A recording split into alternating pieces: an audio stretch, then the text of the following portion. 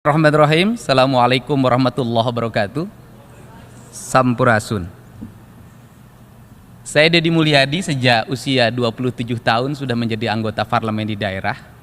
My name is Deddy Mulyadi, and since he was a teenager, he was starting to work as a public servant.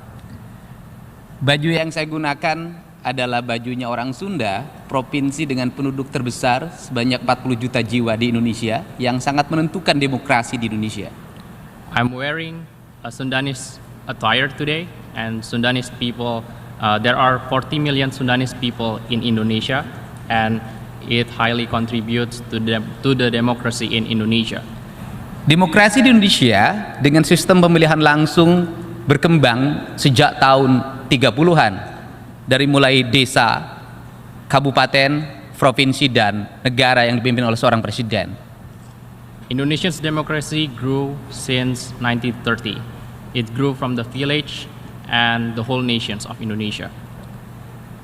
Desa memelopori demokrasi secara langsung sejak 30, sedangkan untuk presiden dimulai setelah reformasi.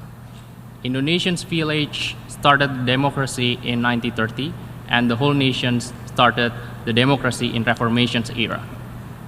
Kepemimpinan menurut saya memiliki dua dimensi. Yang pertama adalah dimensi budaya, yang kedua adalah dimensi universal. There are two dimensions of leadership. First is the dimensions of the local, and then second, universal. And universal. Lokal dipengaruhi oleh 4 hal. Yang pertama tanah, kedua air, ketiga udara, dan yang keempat matahari, membentuk karakter yang berbeda-beda antar daerah, antar bangsa dalam pergaulan internasional. There are 4 elements in local.